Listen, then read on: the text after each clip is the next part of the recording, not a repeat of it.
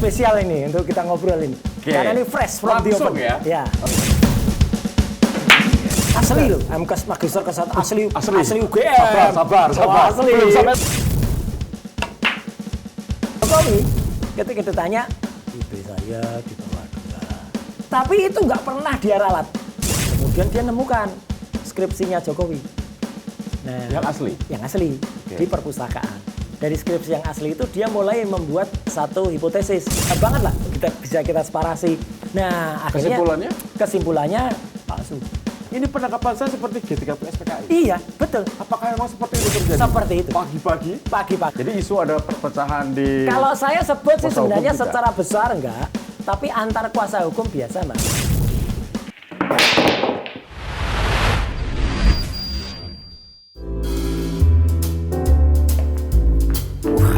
Assalamualaikum warahmatullahi wabarakatuh. Wah, seru banget mainnya. Apa kabar, Mas? Apa kabar? Baik. Waduh. Sehat? Alhamdulillah. Ini seperti happy banget hari ini. Ini harus happy. Ini merahnya mencerminkan kesebelasan mana nih? kan tiap malam aku juga lihat. Kalah masalah jagoan saya. Oh, kalah ya? Tapi kan hari ini menang. Hari ini menang, tapi bukan menang bola, menang peradilan. Iya, Alhamdulillah. Siap. Ayo. Mas Rai. Apa kabar? Alhamdulillah. Baik. Nah, kalau hari ini tanya apa kabar? Baik. Baik dong. Baik banget. Nah, jadi ini hadiah spesial ini untuk kita ngobrol ini. Karena ini fresh from the oven. Ya. Oke, ini Break the Fact kali ini kedatangan Mas Roy Suryo. Wah, Mas Roy. Ya. Ini melihat perjalanan Mas Roy. Ini tentunya break the tension. Ya, biar nggak tegang. Itu biasanya Mas Roy ngapain biasanya? Kalau biar nggak tegang ya saya lucu-lucuan. Saya banyak, hobi saya itu banyak. Apa hobinya? Orang kebanyakan hobi ya gitu. Ya. Otomotif juga hobi, ya. Fotografi juga hobi, komputer juga hobi. Terus melestarikan tradisi juga hobi. Oke. Main wayang gitu. Main wayang nanti kita akan lakukan. Itu juga hobi. Nah, jadi, dulu kan kuliahnya di Jogja. Iya. Emang dari dulu udah aktif beraktivitas? Udah. Bermacam-macam. Kebetulan saya tuh dikenal orang nggak bisa diam dulu. Oke. Sejak kecil, sejak kelas 5 SD itu udah ya kalau kelas 4 belum lah, tapi kelas 5 itu udah mulai pokoknya nggak bisa diem lah kemana-mana gitu. Yeah. Terus SMP apalagi udah mulai pegang fotografi. Bahkan kelas 1 SMP saya udah mulai nyetak foto sendiri. Dulu kan zamannya kita masih manual, analog kan. Betul. Jadi saya sampai punya studio di rumah, kamar gelap dulu ya. Itu ada peralatan untuk fixer, kemudian ada juga untuk enlarger. Itu kita jadi dulu kita kalau kita motret nggak bisa langsung jadi kayak sekarang kan, masih pakai film, masih analog kalau istilah sekarang. Jadi pas film itu dicuci, kemudian dicetak pakai kertas, kemudian pakai sinar merah gitu supaya nggak ganggu gambar, terus nanti kita celupkan di kertas, kita gantung-gantung, nanti fotonya jadi. Ini ayah atau siapa yang fotografer? Ayah enggak, ayah tuh dokter. Oh, dokter. Makanya saya juga punya gelar kesehatan, jangan kaget. Saya punya MKes. Asli loh, MKes Magister Kesehatan asli UGM. Sabar. Asli. Belum sampai sana. Belum ya. Ini udah gaspol dulu langsung. Terus hobi saya fotografi. Ya. Sama hobi saya elektro. Ini ngutak-utik amplifier, mulai dibuat adaptor, amplifier, intercom. Ya. Sampai sekarang, ini benar ya. Kalau teman-teman pengen punya bukti, kalau teman-teman main ke Jogja, ke SMP Negeri 5 Jogja yang di Kota Baru, itu kalau ada bel sekolah yang bunyi, setiap ganti pelajaran, itu karya saya dulu ketika saya SMP. Oh ya? Masih hidup sampai dengan sekarang. Sekarang masih dipakai juga? Masih dipakai. Itu berapa puluh tahun loh padahal ya? Udah lebih dari, saya SMP itu 81. Jadi kalau sekarang itu berarti sudah 45 tahun yang lalu. Tapi kenapa Mas Roy lebih suka disebut dengan pakar telematika? Nah itu kan berkembang. Saya nggak suka disebut lah, orang-orang aja yang nyebut. Orang-orang nyebut. Jadi ketika kemudian ada hobi elektro, ada hobi fotografi, kemudian saya juga hobi satelit, ya gitu, nangkepin sinyal-sinyal yang ada di atas. Jadi makanya kalau ke rumah tuh pasti ciri khas rumah saya itu pasti parabolanya banyak. Gitu terus itu semua, semua itu tergabung dalam satu disiplin, yaitu disiplin namanya multimedia. Nah, makanya saya dulu disebut sebagai pengamat multimedia. Multimedia kemudian ada istilah yang lebih tren namanya telematika. Telekomunikasi, multimedia dan informatika. Meskipun S1 saya nggak nyambung. Nggak, S1 saya itu komunikasi. Sospol. Jadi banyak orang sewot gitu loh. Roy Suryo itu kan S1-nya sospol. Tapi kok bisa? Ya, tapi kan orang nggak lihat sertifikasinya, Betul. orang nggak lihat pengalaman saya. Karena dari kecil sudah suka dengan itu. Sudah, dan orang nggak lihat ketika bahkan semenjak tahun 2003, Ya. zaman Menkominfo-nya masih Pak Samsul Muarif ya, Ya. saya sudah terlibat di dalam tim yang namanya TKTI. TKTI itu Tim Koordinasi Telematika Indonesia. Saya by name tertulis di situ. Tertulis Selaku wakil dari Gajah Mada, dari wakil dari UGM. Prof. Henry Subiakto itu tertulis juga di situ, tapi sebagai wakil dari Kementerian Kominfo waktu itu. Oke. Nah, jadi dari awal kita yang mulai nyusun ya, bahkan saya ikut merancang naskah akademik dari beberapa undang-undang. Ada Undang-Undang ITE nomor 11 tahun 2008, Undang-Undang Keterbukaan Informasi Publik atau KIP nomor 14 tahun 2008, yang terakhir Undang-Undang PDP Perlindungan Data Pribadi nomor 27 tahun 2022. Itu saya alhamdulillah terlibat semuanya dalam penyusunan undang-undang. Wah, luar biasa. Nah, jadi sekarang Mas Tio, kalau ada orang yang berusaha menyalahgunakan Undang-Undang ITE, apalagi untuk nangkep saya gitu. Nah, ini yang kita seni orang ini nggak ikut buat baca undang-undang dengan pikirannya sendiri. Salah lagi dia bacanya. Undang-undang ITE itu tuh untuk transaksi elektronik, Mas, awalnya. Jadi kalau kita Indonesia nggak pakai itu, kita diancam dikucilkan dari perdagangan dunia. Atau kepentingan yang mendesak waktu itu juga ada. Tahun 2004 ya, kita itu pernah ada pemilu. Kemudian gambar-gambar partainya waktu itu diubah oleh hacker. Jadi partai jambu, partai nangka, partai pisang. Itu belum ada undang-undang yang bisa menangani itu. Maka digunakan undang-undang itu. Belum ada undang-undang ITE, waktu itu masih menggunakan undang-undang telekomunikasi nomor 36 tahun 99. Nah, kedodolan aparat untuk menggunakan itu karena belum diatur soal internet segala itu belum diatur. Makanya kita percepat, maka undang-undang ITE itu rancangannya tahun 2000-an, fixnya baru ditok itu tahun 2008. Gitu. Nah, setelah itu kan ini cukup menarik ya, itu kan latar belakang dari Mas Roy. Tiba-tiba rame mengenai ijazah. Nah, sebenarnya triggernya apa sih? Ini banyak pemirsa yang belum tahu. Triggernya itu sebenarnya dari dia sendiri. Dari Raja Palsu Solo itu. Tembok Yeru Solo. Ya, di tembok ratapan itu triggernya. Jadi tahun 2013, ini peristiwa di Jogja lagi. Di Jogja? Itu ada sebuah seminar ilmiah yang diselenggarakan di Universitas Islam Indonesia, UI.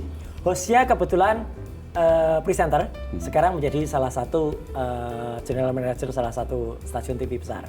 Ya, gitu. Nah, bukan sini tapi. Sama, ya. Nah, jadi dia moderatori. Kemudian ada Pak Syafi'i Ma'arif, Buya almarhum. Ada Prof. Mahfud dan ada Jokowi. Mahfud MD. Ya, Mahfud MD. Waktu itu secara iseng Mbak Rosi lah ya gitu. Rosi nanya gitu, ini bapak-bapak kan waktu itu mau pilpres gitu. IP-nya berapa sih? Layak nggak jadi presiden? Wah, Prof. Mahfud dengan bangganya mengatakan, IPK saya, IP kumulatifnya 3,4. Wah, bangga dong, di atas 3,4. Nah, Jokowi ketika ditanya, IP saya di bawah 2. Loh, kok di bawah 2? Tapi itu nggak pernah dia ralat sampai detik ini. Dan itu di seminar ilmiah loh ya. Jadi artinya kalau orang mengatakan, wah itu kan candaan. Gojek kalau kata orang Jogja Jawa, Gojek itu candaan gitu. Candaan tidak tepat di seminar ilmiah semacam itu. Sehingga itulah yang memancing. Itu dia sendiri yang memantik orang-orang yang berpikir kritis. Coba kalau IP di bawah 2, selesai nggak kuliah 5 tahun? Katanya dia selesai kuliahnya 5 tahun. Nggak selesai, Mas. IP di bawah 2 itu maksimal ambil SKS, sistem kredit semesternya, adalah 15. Bahkan kadang-kadang dosennya kalau 12, Mas. Iya, karena 1, sekian kan IP-nya. Jadi nggak mungkin selesai dengan total kredit 160 sekian SKS dalam waktu 5 tahun. Nah, itu sudah jadi pertanyaan. Apalagi orang juga kemudian melihat track record-nya. Ya, ketika lo kok nggak pernah kelihatan ya ijazahnya. Sampai akhirnya timbul korban yang namanya Gus Nur, ya, sama Pak Nursugi sama Bambang itu yang kemudian masuk ke penjara 2 orang ya gitu. Jadi Gus Nur sama berdua itu akhirnya masuk penjara ya gitu gara-gara dia mempersoalkan itu, dan pengadilannya itu hanya menggunakan ijazah fotokopi bukan ijazah asli. Nah, itu orang itu sudah tahun 2022. Dan ini Mas Roy ada yang mendorong atau emang nggak ada sama sekali, sendiri. Saya sebenarnya baru tertarik itu ya, terus terang, aku baru tertarik neliti itu semenjak 2025. Oh, baru ya? Iya, belum lama saya. Tahun 2022 itu sebenarnya sudah pernah ada ketertarikan saya untuk meneliti, tapi saya baru ya hanya memperbanding-bandingkan itu 2022. Bukan 2020. Ada orang memfitnah saya sekarang. Profesornya sejak tahun 2020. Enggak, saya belum pernah ngomong tahun 2020. 2022 itu mulai ada, tapi ya itu sekedar komen aja, tapi bukan teliti. Baru setelah adanya si dokter palsu itu, Rismond, si Holland Sianipar M. Eng.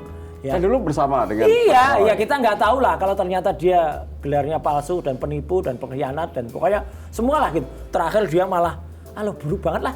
Dia malah mengedarkan hoax yang receh lah, sangat soal-soal yang apalah itu, nggak jelas lah dia. Nah itu dia dulu yang memang pertama kali itu sempat ke UGM tanggal 14 Maret ya, 14 atau 15 lah, something like that. 14 atau 15 Maret 2025. Kemudian dia nemukan skripsinya Jokowi. Nah, yang asli di perpustakaan. Dari skripsi yang asli itu dia mulai membuat satu hipotesis. Fontnya palsu. Itu fontnya. Karena dia bilang ini fontnya Times New Roman gitu, dia bilang gitu. Oh, 19.000 triliun % palsu. Nah, dia kan gayanya gitu. Nah, itu yang cukup. Tapi dia juga nggak akan terlalu meledak, Mas. Gitu. Karena waktu itu hanya gitu. Nah, saya kemudian menarik lagi dulu yang pernah saya lakukan.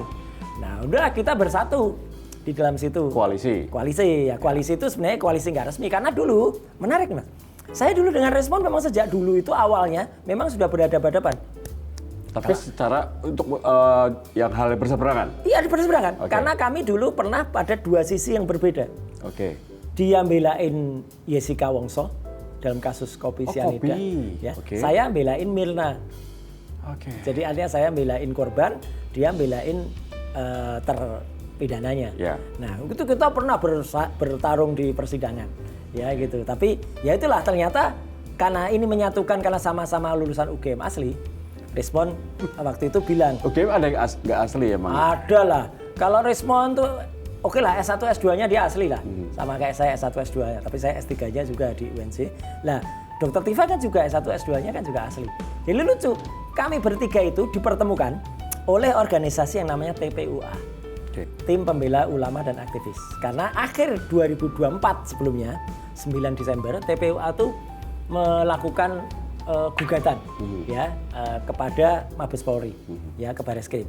Meskipun akhirnya gugatannya di stop, ya laporannya di stop, tapi akhirnya kami bertiga itu direkrut oleh TPUA. Nah ini yang menjadi heboh, karena kami bertiga itu jadikan saksi, ahli, dan kami bertiga itu kemudian bersama-sama dengan TPUA tanggal 15 April ke Jogja, ke UGM.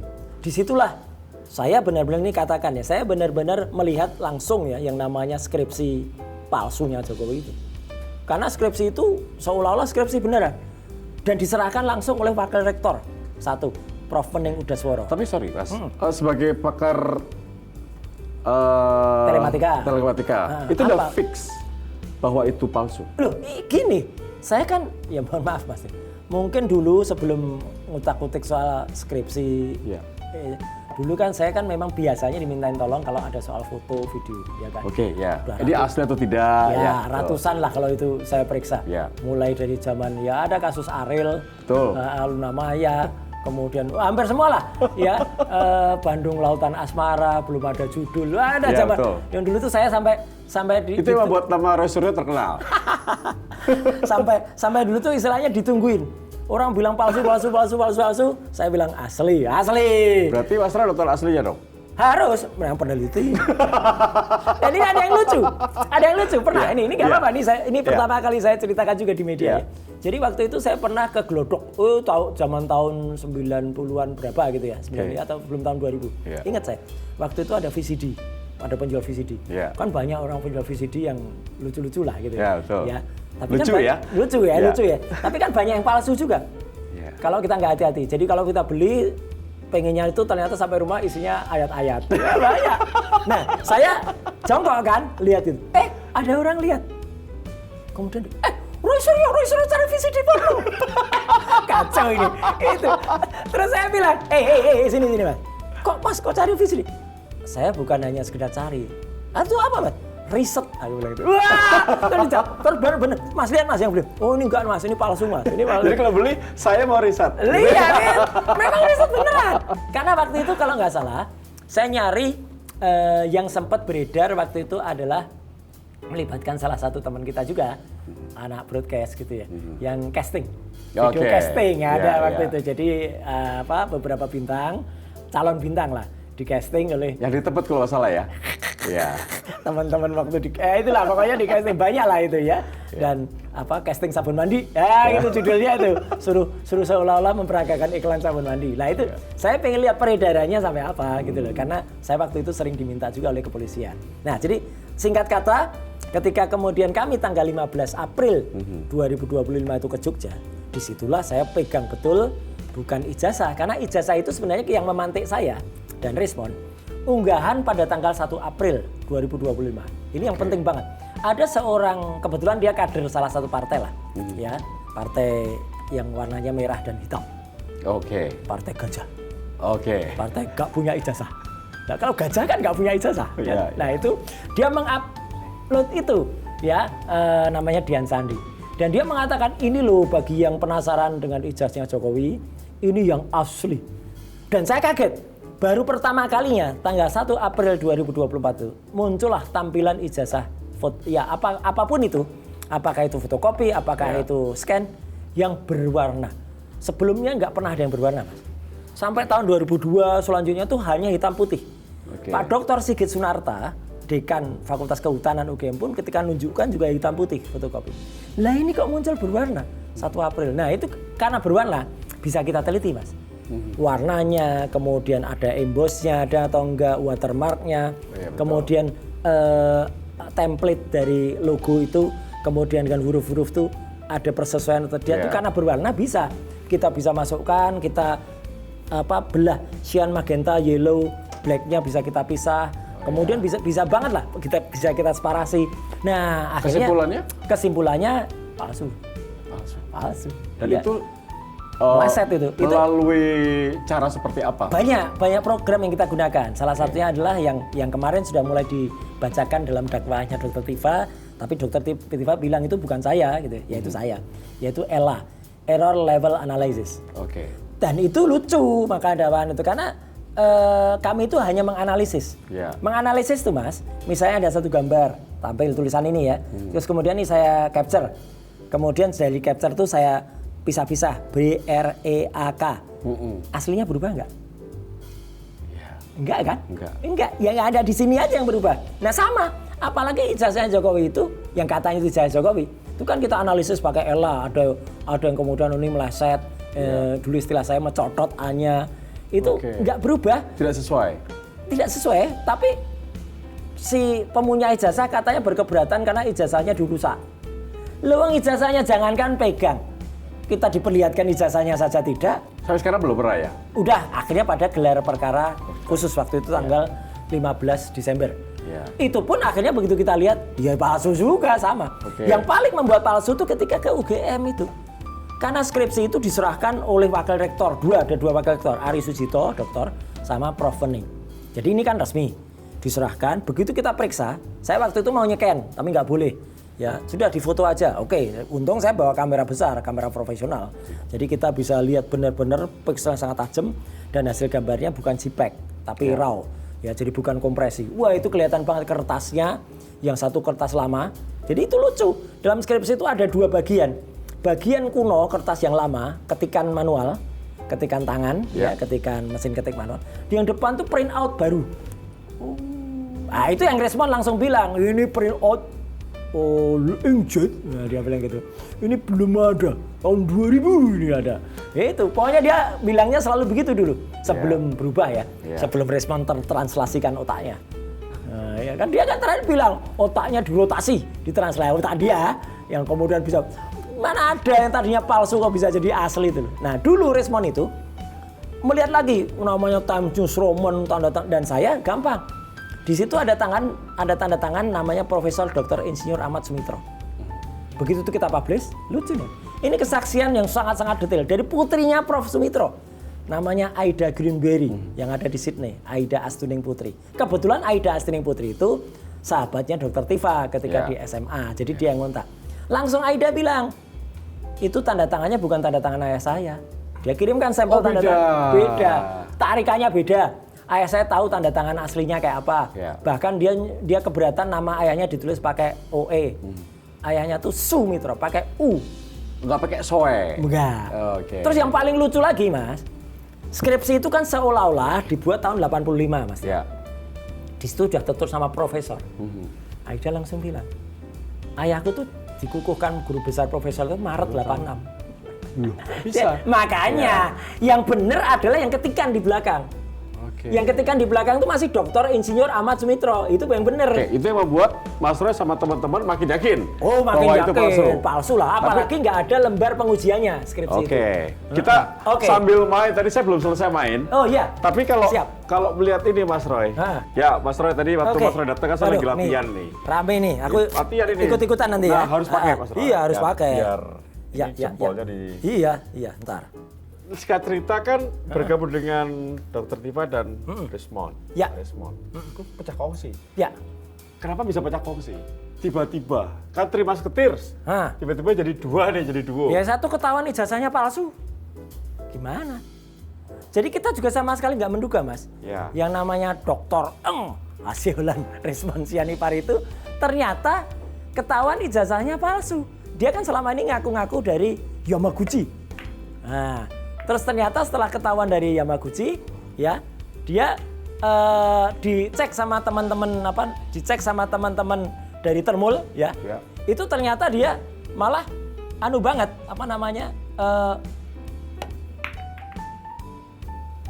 Masuk lagi. Woi, ini dah sah jadi sarjana biliar. enggak lah. Oh, enggak. Kebetulan. Oh, kebetulan. Kebetulan.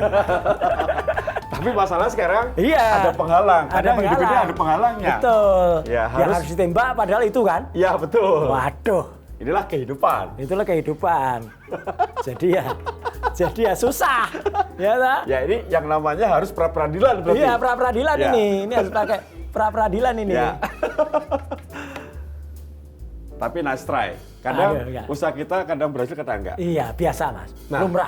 Lumrah. Kalau Betul. kata Bung Karno, lumrah Lumrah. dalam satu revolusi. Betul. Gitu. Nah, saya lihat ada pernyataan Mas Roy. Nah. Ini penangkapan saya seperti G30 SPKI. Iya, betul. Apakah memang seperti itu terjadi? Seperti itu. Pagi-pagi? Pagi-pagi saya tidak diperbolehkan ganti baju. Untung saya tuh habis sholat jam subuh itu kan 6:30 ya. Kemudian saya tertidur tadi di kursi. Mereka datang 6:30. Ya. Jadi saya masih pakai pakaian rumah, jeans rumah dan baju marun itu baju saya sholat sebelumnya. Kemudian udah nggak boleh ganti itu aja. Terus setelah itu saya mau minum nggak boleh, mau apalagi makan, mandi aja nggak boleh. Cuci. Terus saya sempat adegannya atau dialognya sempat saya ulangi dialog yang di film G30S. Itu ada terekam juga. Jadi saya mau mandi dulu. Lu nggak boleh, nggak bisa langsung aja. Minimal cuci muka toh, gitu. Itu ada itu adegan itu di dialog itu. Minimal cuci muka toh, itu terekam juga itu. Terus saya mau pakai sepatu aja nggak. Jadi heran saya, ini penangkapan kok kayak apa gitu loh. Makanya saya akhirnya memutuskan untuk kemarin mengajukan pra-peradilan terhadap 1 penangkapan, 2 penahanan, 3 penggeledahan. Dan alhamdulillah, Mas, baru beberapa jam yang lalu, jadi ini berkah ini ya. Kita ketemu ini. Pengadilan Negeri Jakarta Selatan luar biasa. Hakim yang sangat bijak ya. Beli Ketut ya, Pak Ketut itu berani breakthrough ya. Kalau itu bukan break the fact ya, tapi breakthrough. Ya, memutuskan bahwa yang namanya penangkapan, penahanan dan juga penggeledahan itu tidak sah. Berarti kami yang pertama kali ya, Edi? Pertama kali. Terima kasih, Mas. Sama-sama, terima kasih. Dan itu keputusannya seperti apa? Keputusannya adalah ketika itu karena satu menggunakan surat izin dari Pengadilan Negeri yang sudah tahun lalu dipakai. Ini kan konyol banget. Itu tanggal 13 November. Berarti surat itu sebenarnya untuk tujuan yang lain. Dipakai lagi. Terus ada copy paste. Di situ masih tertulis bahwa setelah nanti ditangkap itu harus diperiksa untuk keperluan penyidikan. Lah padahal itu sudah habis penyidikannya, sudah P21. Berarti kan itu kan sebenarnya surat untuk orang lain atau orang lapang. Terus KUHP yang dipakai, Kitab Undang-Undang Hukum Acara Pidananya, juga salah lagi. Jadi yang salah adalah ketika harusnya sudah menggunakan KUHP yang baru, sekarang sudah tahun 2026. Itu pelaksanaannya masih menggunakan KUHP lama, tapi suratnya itu pakai KUHP baru. Lucunya lagi, ini paling lucu ini. Ya Sri Mulat aja kalah lucu, Mas. Gitu. Ahli yang mereka hadirkan, Dr. Aristo Panggaribuan, ketika ditanya, ya, jadi ini kalau ada surat begini itu saya apa? Ya cacat formal. Ahli dari mereka aja mengatakan cacat formal. Waduh, ya udah. Berarti untungnya hakim mempertimbangkan fakta-fakta persidangan itu. Dan tadi itu dikatakan menang ya. Menang. Dan ada keinginan gugat balik? Nantinya ada. Jadi artinya nantinya kita akan lakukan gugat lagi untuk hak-hak saya dipulihkan. Jadi pemulihan nama baik, ya bukan pencemaran nama baik istilahnya, ya rehabilitasi. Ada nanti, tapi itu nanti dalam pra-peradilannya. Makanya kami pun juga akan mempraper nanti, ya atau besok pagi ya, kalau ini tayang Kamis, besok pagi hari Jumat tanggal 10 itu akan ada pra-peradilan yang kedua. Pra-peradilan kedua hari Jumat tanggal 10. Itu isinya adalah tentang penetapan penersangkaan saya, kemudian pasal 32 dan pasal 35. Apa yang dipersiapkan oleh Bang Raffi dan kawan-kawan? Oh iya, jadi artinya 32, 35 itu kan juga tidak sah. Saya tadi di awal kan cerita, kalau dulu ya pembuat undang-undang, saya termasuk yang membuat undang-undang, bukan saya sendirian, tapi termasuk tim. Nah itu kan salah undang-undang. Ibaratnya undang-undang buat menggoreng, ya digunakan untuk merebus gitu loh. Salah kan? Itu kan undang-undang untuk transaksi elektronik, untuk kejahatan mengubah data di sistem elektronik. Lah ini nggak ada sistem elektronik yang kita rubah. Ijazah itu kalau kita teliti, itu adalah penelitian, hasilnya juga berupa gambar hasil penelitian.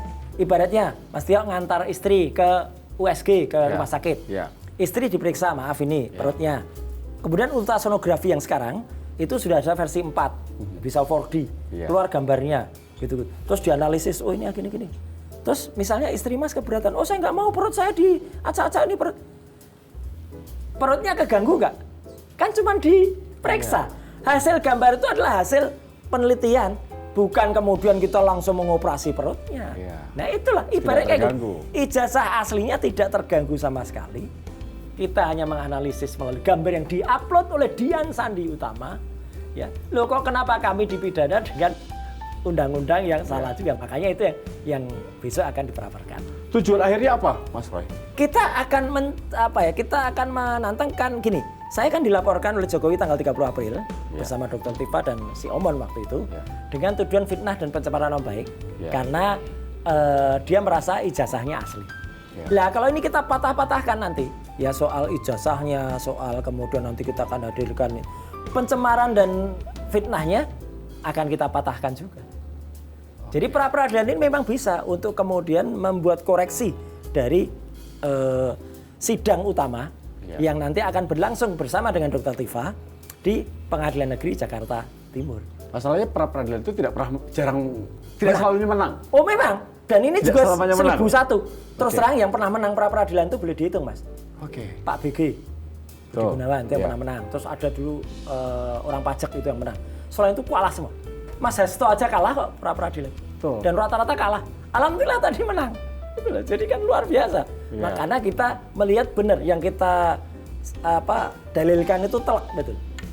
Itu kan untuk yang kasus penangkapan. Untuk yang sidang pokoknya, progresnya seperti apa, Mas? Progresnya saya belum maju makanya. Karena ini menariknya. KUHP yang baru, Kitab Undang-Undang Hukum Acara Pidana yang baru, nomor 20 tahun 2025, itu justru mempersyaratkan tidak boleh perkara pokoknya maju sebelum pra-peradilannya selesai. Oh, makanya Anda pra-peradilan dulu, bereskan dulu. Kalau dulu banyak Mas kejadian. Dulu itu sebelum sidang utama, kadang-kadang praper, tapi jaksa dulu mendahulukan sidangnya sehingga prapernya batal. Padahal kadang-kadang di sidang itu banyak yang boncos. Banyak yang kemudian tidak ibaratnya belum sempurna. Dulu ada misalnya ya katakan kalau saya ini diteruskan sudah langsung terus masuk perkara. Nah kan penangkapan dan penyitaan kemarin bisa dianggap itu sah. Padahal tidak. Ya kan? Itu kan nanti akan juga bisa mengurangi beberapa dakwaan dan lain sebagainya. Meskipun sekarang belum. Ini banyak pro dan kontra. Ada yang mendukung Mas Roy Suryo, ada yang tidak mendukung. Biasa. Sebenarnya di belakang Mas Roy itu siapa sih? Di belakang saya siapa? Apakah wayang saja? Nah, enggak Mas. Ataukah ada kekuatan besar sebetulnya? Wah, enggak ada. Di belakang kita ya rakyat. Atau pengen Serius. Di belakang kita. Ya? pengen berpolitik kembali? Oh enggak. Setelah cukup lama menghilang dari partai? Enggak. Saya 6 tahun ya, alhamdulillah 6 tahun sudah mundur dari partai. Warnanya nanti dituduh nanti partainya warnanya ini. Makanya saya pakai biru ini apakah kembali? Oh, CLBK. Birunya lain. Oh, birunya lain. Ya, enggak Mas, gini. Alhamdulillah ya. Ya. Dulu memang saya sempat di partai itu bahkan sampai level wakil ketua umum. Ya. Ya kan nggak mungkin jadi ketua umum. Ya. Jadi itu udah paling tinggi. Ya. Alhamdulillah juga sempat dipercaya jadi pembantunya presiden waktu itu, jadi menteri. Ya. Jadi udahlah, mau ngapain lagi? DPR juga udah 2 kali. Ya gitu. Tapi ya sekarang saya bilang sih istilahnya gini lah, nggak usah mikir soal itu dulu. Yang penting ini kita buka kejujuran dan kenegarawanan seorang yang pernah memimpin republik ini, tapi ternyata ijazahnya dilakukan. Dan ini bukan cuma dia loh. Kalau ada siapapun yang memimpin republik ini, yang ijazahnya dilakukan, apalagi sekolahnya juga dilakukan, ada itu sekarang. Ada. Wah, ada. Emang yang jadi orang 02 sekarang pernah SMA? Enggak pernah. Itu ada itu. Jadi kalau saya sih seru ini. Saya sekolah. Ini ngeri-ngeri sedap ini. Ya, makanya ya saya diem aja ini. Saya pukul dulu aja ya. Ini bola 2 harus saya pukul. Aduh, ini produsernya bintang tamunya serem ini.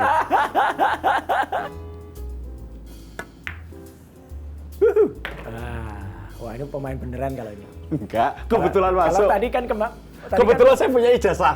Ijazah biliar. Bener, ijazah biliar. kalau saya tadi kan keberuntungan.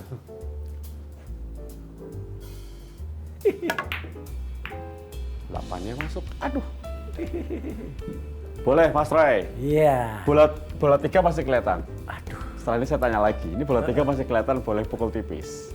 Bisa masuk sana, Mas Roy. Oh iya. Kalau pinter, ya toh? Iya. Nah, kalau enggak, saya bisa kena bola depannya ini. Iya. Ini Mas Roy, kalau sepengetahuan saya ya, ini koreksi kalau saya salah. Ada berita bahwa ketika masuk. Oh enggak. Ketika Mas Roy sedang menang hari ini juga ada berita yang tidak mengenakan. Apa itu? Kuasa hukum pecahkah? Enggak. Kalau Nih, pecah Bang itu Refli? kalau gelas itu pecah itu. Oh gitu. Enggak. Nah ini klarifikasi seperti apa? Gini, sebenarnya sejak awal itu kuasa hukum itu memang tidak pernah menjadi suatu keseluruhan, itu memang nggak pernah. Oke. Saya dari awal itu memang selalu dibersamai oleh teman-teman yang sudah bersama dengan saya semenjak tahun 2022 yang lalu. Oh, bukan jadi dulu orang baru. Bukan. Dulu itu saya memang pernah ya dikriminalisasi juga dalam kasus Tupa Borobudur. Ya. Itu nanti akan saya anukan juga, saya PK-kan juga nantinya. Karena waktu itu konyol banget, yang ngupload orang lain, saya hanya kritik soal kenaikan tarif kok yang kena saya. Hanya dulu waktu itu memang belum solid sekarang timnya. Nah, jadi intinya saya didampingi dulu oleh tim yang orang-orangnya sekarang tergabung dalam Talkham. Talkham. Nah, saya terus bersama itu semenjak dilaporkan tanggal 30 April, kemudian ada tim besar yang namanya TAKA, tim advokasi anti kriminalisasi akademik dan aktivis. Itu di situ ada Mas Ahmad Kosinudin, Pak Ustadz, ada Pak Petrus Celestinus. Saya juga bergabung, tapi tetap ada Talkhamnya waktu itu saya. Dan itu fine-fine aja, nggak ada soal. Memang kemudian mulai timbul adanya perbedaan itu ketika Dr. Tifa, awalnya nih Dr. Tifa tidak lagi bergabung dengan TAKA. Ya, kemudian sendiri punya kuasa hukum sendiri. Setelah itu respon. Nah, saya sempat ditarik dan saya diminta untuk menonaktifkan TAKA. Saya bilang enggak. Saya tetap ada di dua-duanya. Jadi saya berusaha mempersatukan semua. Ya. Waktu itu ada yang namanya trio RRT. Apa itu? Trio RRT itu trio Roy Respon Tifa. Oh, oke. Timnya gitu. Bala RRT ya, Bala RRT. Tim trio RRT kami, pembelanya namanya Bala RRT. Ya. Nah, terus ya kita tahu semua lah. Si Omon akhirnya ketahuan ijazah palsu, dan lucunya lagi ketika dia kemudian ketahuan dari Jepang, dia ditagih beasiswa, dia malah bikin surat kematian. seolah-olah dia mati. Oh iya. Iya. Ada buktinya? Ya ini bukti ini sebenarnya justru teman-teman Termul yang ngejar. Mereka sudah sampai ke Jepang untuk ngurus itu. Oke. Ya dan lucu banget. Jadi artinya dia nggak mau bayar gitu loh. Dia ngemplang bayar. Jadi dia kita sebut kalau di komunitas kita sebut zombie. Ya orang mati hidup lagi kan zombie. Gitu. Nah itu jadi pecah. Sehingga akhirnya kalau itu harus pecah, dikatakan pecah. Jadi Balai RRT kemudian menjadi hanya Troya. Oh ya, yang sekarang. Sempat ada Troya gitu. Sekarang lain lagi juga. Troya itu adalah Tifa Roy Advocate.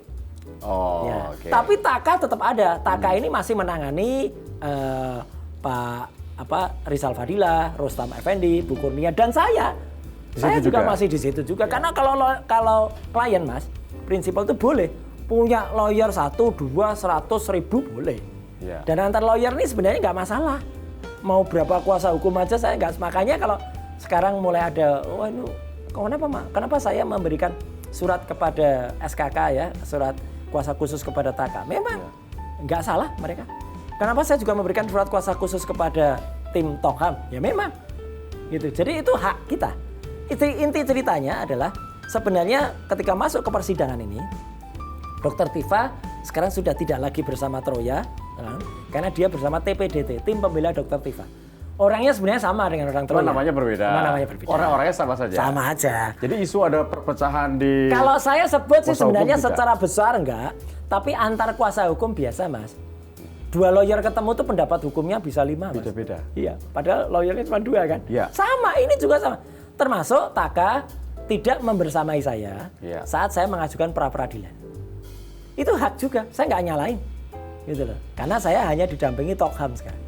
Alhasil, alhamdulillah ini berhasil. Nah, ini udah banyak juga dari teman-teman Taka tadi, Mas selamat ya, alhamdulillah gitu ya. Ya. Jadi biasa Mas, nggak usah dibuat makanya ketika ada di salah satu podcast saling berbalas pantun ya antara Mas Refli dengan Mas Kosinuddin. Terus ada Mas Gafur juga ngomong, saya juga bicara. Bagi saya ya ini dinamika Mas. Apakah itu gimmick ataukah memang tidak ada apa-apa sebetulnya? Ya kalau tidak ada apa-apa banget ya tidak juga. Pasti ada. Ya. Tapi kalau itu kemudian dimaknai sebagai sebuah, kalau saya maknainya dinamika saja. Tapi masih dalam satu benang merah perjuangan yang sama. Oh pasti. Makanya kami tuh nggak mau yang namanya RJ, Restoratif Justice, apalagi sowan ke tembok Yeru Solo sana nggak mungkin Mas gitu. Ya. Jadi Nah, ini tetap berjuang kita. Sebelum ngobrol lebih lanjut lagi, sebelum kita main wayang, karena saya pengen tahu kenapa analogi wayang itu menjadi selalu Roy Suryo wayang gitu. Nah ini ada satu pertanyaan mungkin menarik. Apa itu? Apakah kuasa hukum Pak Jokowi akan hadir dalam persidangan? Kuasa hukumnya apa Jokowinya? Jokowinya. Kalau kuasa hukumnya boleh hadir, boleh tidak, ya. Tapi kalau Jokowinya kemarin katanya hadir. Tapi kan kita tahu sifatnya dia, Mas. Sudah, tapi belum. Kiri, tapi kanan. Sama. Belum kita sudah mendengar rencana jahatnya. Akan pakai Zoom. Jadi dia mau pakai Zoom di persidangan. Iya. Memang secara aturan persidangan boleh. Lah, tapi kan ini parah. Harusnya yang namanya pelapor utama, saksi utama pelapor itu harus hadir, Mas. Nggak boleh nggak hadir. Kok enak aja dia kayak nyuruh orang, suruh kita duduk di kursi pesakitan, dia nggak duduk di situ. Dan mulai banyak termul-termulnya yang mengatakan kami tidak rela Jokowi duduk di kursi yang sama. Lah udah sana bawa kursi sendiri aja kalau nggak. Dan kuasa hukumnya Mas Roy udah tahu mengenai hal itu? Sudah. Jadi kita antisipasi nanti. Makanya kita juga antisipasi juga kalau misalnya mengharuskan. Persidangannya Dr. Tifa jalan duluan. Kan ini Dr. Tifa jalan duluan nih. Ya, Kamis ini, Kamis tadi itu sudah sidang kedua. Saya belum jalan kan. Berarti kan nanti kalau pada sidang kelima itu adalah sudah saksi pelapor, mungkin Dr. Tifa kan ketemu Jokowi duluan. Nah itu nanti dia datang atau enggak? Kalaupun dia datang, dia juga harus datang loh ke tempat saya. Nggak boleh dia datang ke sidangnya Dr. Tifa terus nggak datang ke saya. Atau dia di Dr. Tifa nggak datang, ke saya datang. Nah itu kan juga nggak boleh. Karena ini endingnya menarik ya, semua orang menunggu. Semua orang tuh hidup dalam dua hal. MBG dan ijazah palsu. Itu setiap hari berulang kali. Nah orang menunggu apakah ini akan selesai tidak ya? Gitu. Ya harus selesai. Selesai dengan gini, selesainya tuh gini. Saya juga pengen menyelesaikan ini apa? Artinya supaya udahlah mana yang namanya fitnah dan pencemaran nama baik, nggak ada. Tapi ijazahnya pun harus tetap dikejar, Mas. Ya, tapi sebenarnya bukan yang ini sidangnya. Karena ini ada kecurangan besar. Jahat ini. Kalau Rangga dan Cinta itu dia bilang, Cinta bilang kepada Rangga, Rangga kamu jahat. Ini jahat ini. Jadi mau menersangkakan, mau menterdakwakan saya itu dengan fitnah dan pencemaran nama baik tanpa membuktikan ijazah. Lah kan parah. Nggak boleh, Mas. Baik, coba diceritakan dengan analogi wayang, Mas Roy. Ini menarik soalnya. Boleh ditaruh di sini, Mas Roy. Ya. Nah, ini siapa? Ini Kanjeng Raden Multimedia Telematika. Akhirnya sekarang ini bikin sendiri. Iya, ini seorang dalang membuatkan buat saya. Iya. Akhirnya sekarang yang terjadi fragmennya ini, Mas. Jadi marilah kita nikmati aja keseruan antara Petro yang pernah jadi ratu ini mencari gajah Mada ini. Ini wayang khusus juga di gajah ini, ya. Kemudian nanti endingnya apa? Lah kita tunggu saja. Yang jelas, bumi gajah-gajah langit kelap-kelap tancap kayon. Nah, luar biasa, Mas Roy Suryo. Mas Roy, kalau tadi endingnya kan kita akan lihat saja nanti. Oh iya, ya kan? Betul. Nah, seberapa yakin endingnya nanti akan membuat happy ending untuk Mas Roy? Iya, yang penting happy endingnya buat rakyat. Saya juga tidak pernah meramal ya. Ketika kemarin orang komentar, Mas, Anda tuh kayak kucing aja gitu. Loh, kok kayak kucing apa? Nyawanya 9. Loh, kok kayak kucing? Kucing tuh kalau ditangkap lepas. Mana ada, Mas? Orang ditangkap terus dilepaskan lagi. Katanya dalam sejarah baru kali itu. Ya, karena memang penangkapannya salah. Saya juga tidak pernah expect bahwa pra-peradilan tadi, ya sebelum kita syuting ini, itu akan menang. Demi Tuhan, demi Allah, saya nggak pernah. Tapi karena kita tuh melakukannya dengan detail, melakukannya dengan sungguh-sungguh, melakukannya dengan rinci ya akhirnya kita menang. Jadi makanya kalau ini kita hadapi jangan takut gitu. Rakyat juga jangan takut untuk kalau memang benar gitu. Tapi ya jangan gini, jangan sekali-sekali berani kalau Anda takut, tapi jangan terlalu takut kalau Anda memang berani. Ya, Mas Roy, mungkin apa yang akan Mas Roy sampaikan untuk penonton ini, mungkin umurnya kan banyak yang muda, yang tentunya pengen tahu ke depannya Mas Roy mau lakukan apa untuk perjuangan ini. Oke, anak muda, cintailah budaya, ya, karena dalam budaya, dalam filosofi itu terkandung banyak makna. Jadi makanya saya main ini, itu juga salah satu caranya adalah untuk satu menghormati akar budaya kita yang adiluhung, ya. Dan anak muda juga manfaatkan sebaik-baiknya karena Tuhan yang Maha Kuasa, Allah Subhanahu wa taala itu menganugerahkan kita otak itu untuk otak kiri untuk berpikir serius, otak kanan untuk berpikir kreatif. Saya sama sekali buta hukum, Mas. Tapi dalam hal ini saya terpaksa belajar banyak sekali hukum untuk kemudian menentukan dan memilih yang namanya pra-peradilan itu pilihan saya. Dalam 2 tahun ini? Iya. Karena apa? Karena saya tahu dalam KUHAP yang baru itu, ternyata pra-peradilan boleh di muka. Dan itu istilahnya bisa untuk kemudian kita mengkoreksi. Dan pokok perkaranya itu tadinya kuasa hukum juga pro dan kontra. Mas, nanti kalau di pra-per kita akan digas loh gini. Enggak. Ayo coba kita rumuskan. Dan saya selalu ikut menyusun bagaimana strategi ke depan. Dan lucunya, Mas, dalam tim saya pun kan banyak orang yang menyepelekan tadinya. Itu kan nggak pernah pidana. Mas Refli itu kan pakar hukum tata negara. Iya kan, bukan pidana. Mas Gafur katanya anak muda. Nyatanya bisa. Ya. Dan saya juga tidak akan pernah melupakan jasa misalnya Mas Kosinudin, ya, yang terus dengan sangat bagus melakukan advokasi untuk non litigasi. Ayo bergabung lagi gitu, maksudnya saya pakai kata lagi karena kan sempat ada teman-teman mengatakan, Mas, kita kalau nggak membersamai gimana? Saya akan mengucapkan terima kasih kalau nggak membersamai. Tapi saya tadi juga katakan di depan PN Jakarta Selatan, ayolah kita bersama-sama, ya gitu, karena ini bukan saya tapi ini rakyat.